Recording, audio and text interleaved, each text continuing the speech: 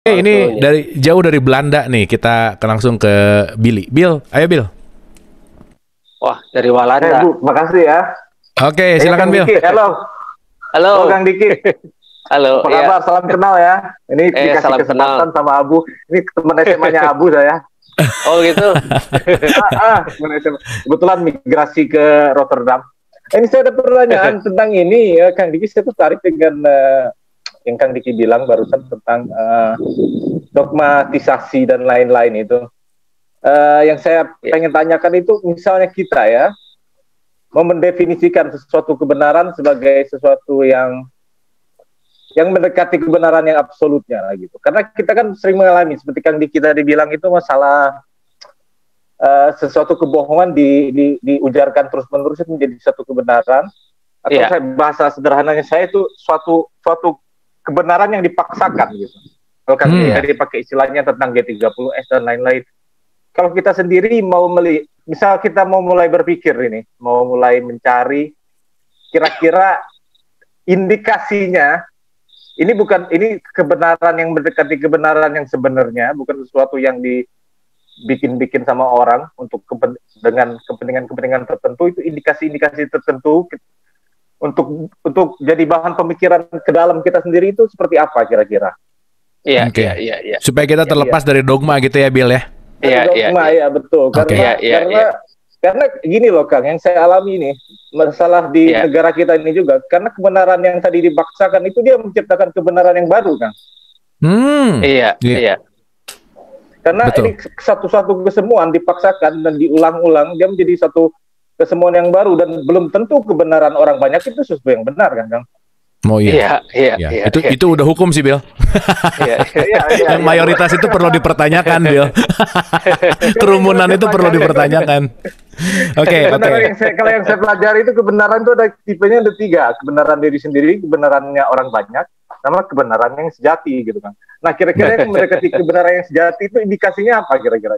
Oke. Thank you Bill. Pertanyaannya keren banget Bill. Nuhun Bill. Nuhun. Oke. Kang Diki silakan. Ya Bu ya. Thank you Bill. Sip. Ya begini, kebenaran yang sejati itu, tapi sebelumnya kita harus tahu dulu definisi kebenaran itu apa. Karena kebenaran dengan benar itu beda. Kebenaran itu benar-benar. Oke. Kebenaran itu benar-benar. Kebenaran itu adalah benar-benar. Benar-benar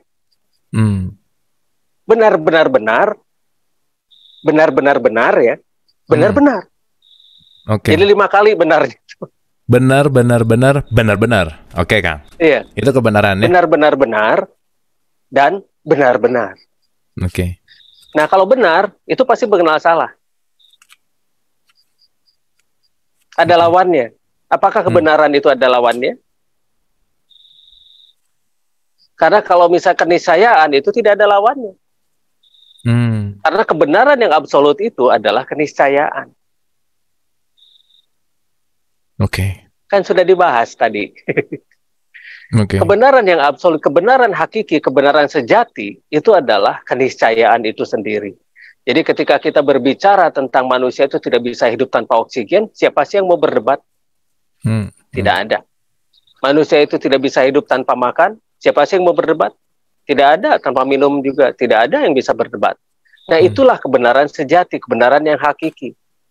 Soal pendapat tentang kebenaran itu sendiri, itu tergantung dari definisi tiap orang tentang kebenaran itu sendiri. Tapi yang jelas, kebenaran itu tidak terbantahkan ketika kita mulai berbicara tentang kebenaran yang absolut, kebenaran yang sejati. Berarti kita berbicara tentang keniscayaan itu sendiri. Nah, kalau misalnya yang namanya benar dan salah, itu bisa didoktrin dan didogmakan. Dan itu masih bisa diperdebatkan. Jadi yang paling mudah, apakah yang ketika kita berbicara tentang kebenaran itu masih bisa diperdebatkan? Kalau masih bisa, itu bukan kebenaran yang sejati atau bukan kebenaran yang hakiki. Karena kebenaran yang hakiki itu adalah keniscayaan itu sendiri. Tidak ada perdebatan di dalam itu. Manusia butuh yang namanya kasih sayang. Ya, apakah ada perdebatan? Tidak ada. Manusia butuh yang namanya dipelihara ketika bayi. karena dia tidak bisa memelihara dirinya sendiri ketika bayi. Apakah ada perdebatan? Tidak ada. Betul. Itulah kebenaran. Nah, kalau misalnya benar yang diunggah dan kemudian itu sebetulnya adalah kebohongan yang kemudian dikemas, apalagi kebohongan-kebohongan yang dikemas dengan mengatasnamakan Sang Maha Menjadikan, nah inilah yang berbahaya. Misalnya untuk urusan politik lah sekarang ya, ulang-ulang aja itu berita yang bohong. Ulang-ulang saja terus berita bohong. Makanya itu akan bisa dianggap benar, asal diulang terus setiap hari, terus. Jadi kebohongan yang diulang-ulang secara terus-menerus akan bisa terlihat menjadi benar.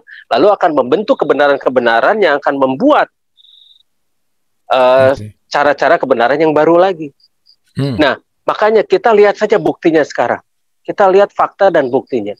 Apakah planet ini maju dengan pola-pola yang sekarang berlaku? Terbukti tidak kan ya? Betul. Malah kita terkotak-kotak dalam bentuk negara-negara. Ya. Kita lupa bahwa kita makhluk planet yang sama gitu ya Kang ya. Tapi kita dikotak-kotakan dengan macam-macam. Iya. Betul. Iya. Kita dikotak-kotakan dalam bentuk negara, dikotakkan dalam bentuk RT, RW, kelurahan, kecamatan dan sebagainya ya. Ada kotak-kotak di sana itu. Dalam kotak-kotak dalam agama dan sebagainya. Begitu ya. Betul. Ya, begitu itu kotak-kotak semacam begitu. Manusia itu dikotakkan, semua dikotakkan agar apa? Agar mudah sekali dipecah belah. Ketika manusia terpecah belah, manusia tidak akan bisa bersatu. Ketika manusia tidak bisa bersatu, itu sangat mudah untuk dikontrol. Ujungnya controlling lagi ya. Iya. Controlling system. Iya. Ujungnya adalah New World Order. Yes. Jadi bagaimana manusia itu harus bisa dikontrol semuanya di dalam satu kontrol. Jadi ketika manusia itu bisa dikontrol, nah si yang mengontrol inilah yang dia akan berkuasa secara diam-diam dan dia tidak perlu muncul ke permukaan, dia di belakang layar saja. Yang dimunculkan mah semua anak buahnya dia. Betul. Dia nggak akan ya sekarang gimana Kang, semua yang masternya itu kan di luar dari medianya. Bahkan mungkin keluarganya nggak nonton medianya Kang. Anaknya nggak boleh nonton medianya, yang dia bikin sendiri loh. Dia bikin sendiri, anaknya nggak boleh nonton medianya gitu ya. Iya. Oke. Contohnya lah, orang jualan rokok belum tentu dia ngerokok. Oke. Ya. Oke. Jadi poinnya adalah transformasi dari kebenaran menuju keniscayaan. Dia bikin rokok, dia jualan rokok. Oke. Jadi kembali ke pertanyaan Billy tadi, intinya adalah keniscayaan. Itulah yang harus kita bicarakan. Ya. Oke. Anyway, kebenaran itu dinamis. Keniscayaan, karena kebenaran sejati sendiri adalah keniscayaan. Betul. Makanya itulah kenapa nggak ada statement berlomba-lomba dalam kebenaran gitu. Kang Diki masih oke? Itu dia. Ya, sekarang udah balik lagi. Tadi sempat putus-putus ya. Oke. Saya ulang tadi menyambung dari statement Kang Diki. Itulah kenapa kita tidak ada statement untuk berlomba-lomba dalam kebenaran, karena setiap manusia punya kebenaran yang tidak absolut gitu. Semuanya dinamis dan mengalir. Bahkan kebenaran kita malam hari ini akan menjadi sesuatu hal yang baru esok pagi gitu. Ini bisa jadi expired malam hari ini gitulah kira-kira, karena kita semua dinamis dan mengalir. Gitu ya Kang ya, kira-kira ya. Iya. Thank you Kang Diki. Bill, thank you ya Bill. Itu kurang lebih mudah-mudahan bisa menjawab pertanyaan.